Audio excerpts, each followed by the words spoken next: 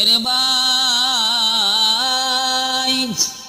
আল্লাহর পয়গম্বর মুসা আলাইহিস সালাতু ওয়াস সালাম এক জায়গায় যখন আখিরি পয়গম্বরের উম্মতের ফজিলত পাইলেন, আবার তিনি সিজদায় পড়ে ডাক দিয়া বলে, আরে প্রভু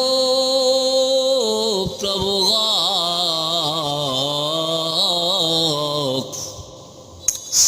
এই বাজেটটা কি আমার উম্মতকে দেওয়া যায় না? এই বাজেটটা কি, এই ফজিলতটা কি আমার উম্মতকে দেওয়া যায় না? আল্লাহ ডাক দিয়া বলে, আরে মুসা, ও আমার পয়গম্বর মুসা,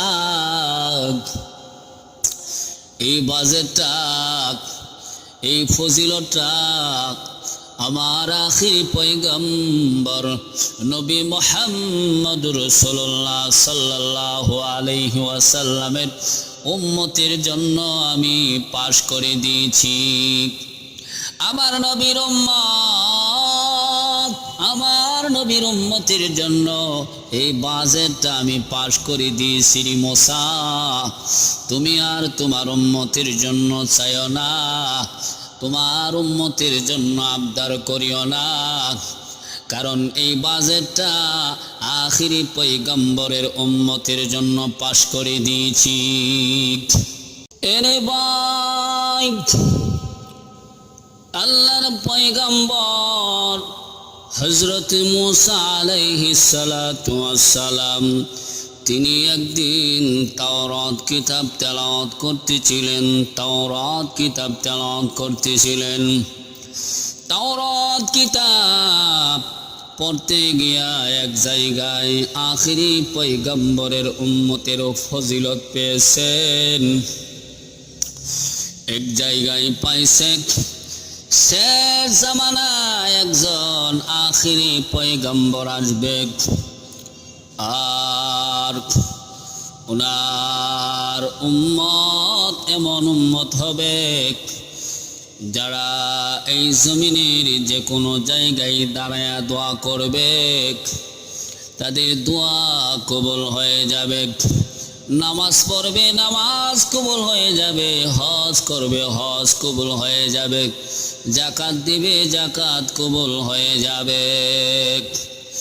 এরে ভাই,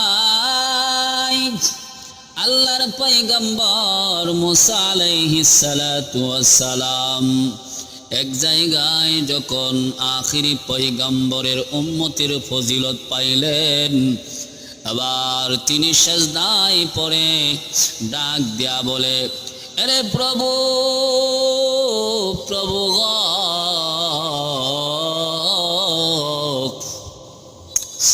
এই বাজেটটা কি আমার উম্মতকে দেওয়া যায় না?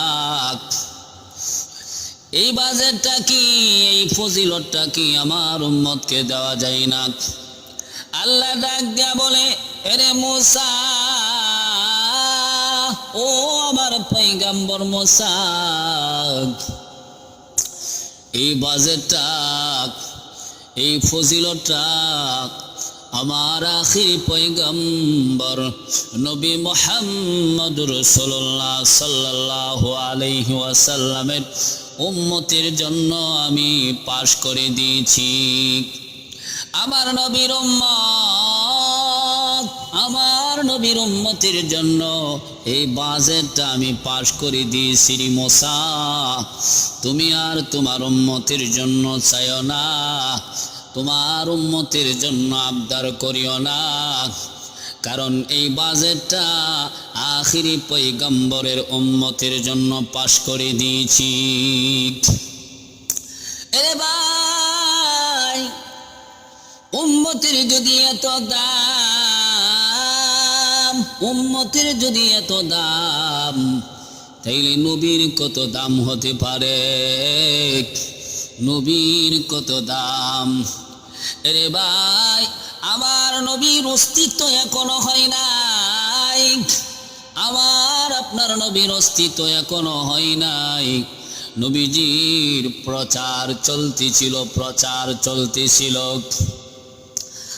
আর যখন নবীজির অস্তিত্ব লাভ করেছে, তখন নবীজি সুঘ্রাণ ছড়াইতেছিল, নবীজির সুঘ্রাণ ছড়াইতেছিল। যেই দিন নবীজি মায়ের পেটে আগমন করেছেন, ওই দিন আল্লাহ পাক ফেরেশতাদেরকে ছুটি দিয়া দিছিলেন। ফেরেশতারা আনন্দ ফুর্তি করতেছিল, সমগ্র জগতে হুল্লোড় চলতেছিল, ধুম চলতেছিল, আনন্দ ফুর্তি চলতেছিল। এক মোহনার মাস আর এক মোহনার কাছে গিয়া সুসংবাদ দিতেছিল, তোমরা শুনছনি, তোমরা খবর পাইছনি, দো জাহানের বাদশাহ কামলিওয়ালা নবী রাহমাতুল লিল আলামিনের অস্তিত্ব হয়েছে গো। দো জাহানের বাদশাহ নবী কামলিওয়ালা নবীর অস্তিত্ব হয়েছে। এরে ভাই, সমগ্র জগতের ভিতরে প্রচার চলতেছিল। আমেনা বিধবা বটে, আমেনার পেটে যখন আমার আপনার নবী আগমন করেছেন, তখন আমেনার পুরা শরীর দিয়া সুঘ্রাণ পইটা বাহির হইতেছিল। আমেনার পুরা শরীর দিয়া সুঘ্রাণ পইটা বাহির হইতেছিল। বিটিয়ার নীতি অনুযায়ী বিধবা সুঘ্রাণ লাগাইতে পারবে না, বিটিয়ার নীতি নিয়ম ছিল, বিধবা সুঘ্রাণ লাগাইতে পারবে না। আমেনা যেই দিক দিয়া যাইতো, হাঁটতো, চলতো, ফিরতো, ওই দিক দিয়া সুঘ্রাণ তুফানের মতো চলতে থাকতো। আমেনা যেই দিক দিয়া যাইতো, হাঁটতো, চলতো, ফিরতো, ওই দিক দিয়া সুঘ্রাণের তুফান চলতে থাকত। এই খবর পুরা মক্কার ভিতরে প্রচার হয়ে গেছে, এই খবর পুরা মক্কার ভিতরে প্রচার হয়ে গেছে। আব্দুল মুতালিব এই পুত্রবধূ পাইল তো পাইল কোথায়? আর বিধবানা সুঘ্রাণ লাগাই না। আবার এটা এমন সুঘ্রাণ, যেই সুঘ্রাণ আমাদের দুনিয়ার মনে হয় না, যেই সুঘ্রাণ আমাদের আরব ভূখণ্ডের মনে হয় না গো, যেই সুঘ্রাণ আমাদের আরব ভূখণ্ডের মনে হয় না, যেই সুঘ্রাণ এই জমিনের মনে হয় না। এটা এমন সুঘ্রাণ, এটা এমন সুঘ্রাণ, এই সুঘ্রাণের চুয়া একবার নাকে লাগলে দুনিয়ার অন্য কোনো সুঘ্রাণ আর পছন্দ হয় না গো, দুনিয়ার অন্য কোনো সুঘ্রাণ আর পছন্দ হয় না। এরে ভাই, এই কথাটা মক্কার সব মানুষ কোয়া বলি করতেছিল, প্রত্যেকটা মানুষের মুখে মুখে এই কথাটা ছিল। প্রত্যেকটা মানুষ এই কথাটা কোয়া বলি করতেছিল, প্রত্যেকটা মানুষের মুখে এই কথা, ঘরে কথা, বাহিরে কথা, হাটে কথা, বাজারে কথা, মাঠে কথা, ময়দানে কথা। এক পর্যায়ে এই কথাটা আস্তে আস্তে আব্দুল মুতালেবের কানে পৌঁছে গেল। আব্দুল মুতালেব দৌড়ায়া বাসায় আসলো, আইসা স্ত্রীকে ডাক দেয়া বলে, এরে আমার স্ত্রী, গেল তো আমার মান সম্মান সবই গেল। রে আমার স্ত্রী, ঢাক তোর পুত্রবধূকে, তোর পুত্রবধূ পাইতো পাই কোথায়? এই সুঘ্রাণ পাইল তো পাইল কোথায়? আর লাগাই তো লাগাই কিভাবে? আব্দুল মুতালেবের স্ত্রী ডাক দেয়া বলে, ওগো স্বামী শুনো, এই কথাটা তো আমি আপনাকে বলবার চাইছিলাম, কিন্তু এই জন্য আমি আপনাকে বলি নাই। আমি এই জন্য আপনাকে বলি নাই কারণ এখনো আমি না চিরদুঃখী,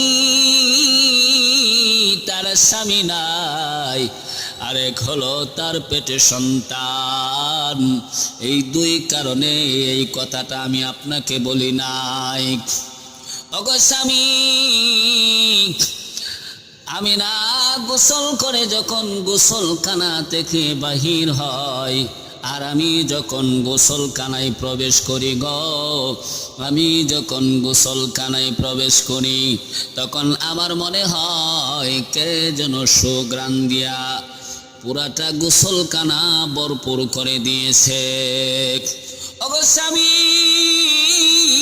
যেহেতু এই ব্যাপারে আজকে আমাকে সওয়াল করেছেন, প্রশ্ন করেছেন, এই প্রশ্নের জবাব আমিও দিতে পারুম না। চলুন যাই, আমরা স্বামী স্ত্রী দুইজন মিলিয়া আমেনাকে জিজ্ঞাসা করি।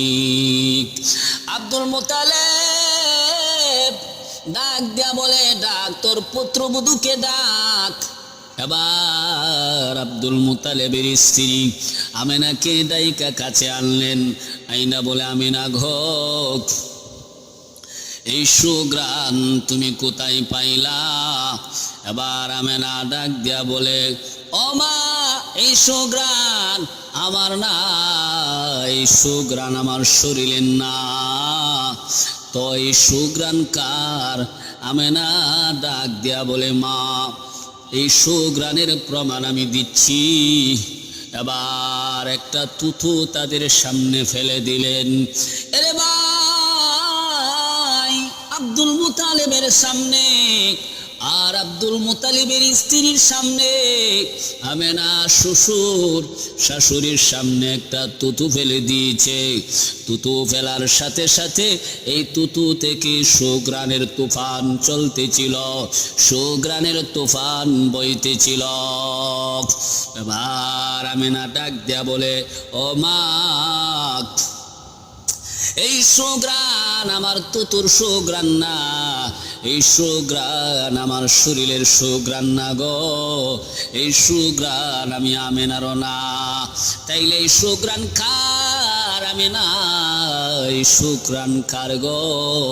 আমেনা ডাক দেয়া বলে, আম্মা, এই সুঘ্রাণ হচ্ছে আমার পেটের সন্তানের। ও মা, কোনদিন এই কথা আমি বলবার চাইছিলাম না, কোনদিন এই কথা আমি বলবার চাইছিলাম না। আজকে যেহেতু আপনারা আমাকে জিজ্ঞাসা করেছেন, আমি বলতে বাধ্য হয়েছি। ও মা, বলতে যখন শুরুই করেছি তাইলে আরো বলি, আপনারা শুনতে থাকুন। ও মা, আমার সন্তান যেই দিন আমার পেটে আগমন করেছে, ওই দিন আমার ঘরের দেওয়াল আমাকে সালাম দিয়েছে। মা, আমার সন্তান যেই দিন আমার পেটে আসছে গো, ওই দিন আমার ঘরের দেওয়াল আমাকে সালাম দিয়েছে। ওই দিন আমার পায়ের নিচের মাটিগুলো আমারে সালাম দিয়েছে। ও মা,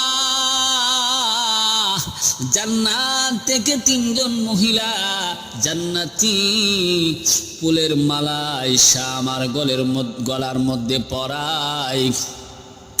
জান্নাত থেকে তিনজন জান্নাতি মহিলা জান্নাতি ফুলের মালা নিয়ে আসছে, আয়েশা আমার গলার মধ্যে পরায় আর বলে, আমিনা, তোমার পেটে আমাদের বাদশা দু জাহানের নবী, কামলেওয়ালা নবী রাহমাতুল লিল আলামিনের আগমন হয়েছে। এই জন্য তোমাকে আহলান সাহালান, তোমাকে মারহাবা, তোমাকে সুস্বাগতম, তোমাকে সুসংবাদ দিতে আসছি। কারণ তোমার পেটে আমাদের বাদশা দু জাহানের নবী, কামলিওয়ালা নবী, কামলিওয়ালা নবী রাহমাতুল লিল আলামিনের আগমন হয়েছে। এই জন্য তোমাকে আমরা সুসংবাদ দিতে আসছি।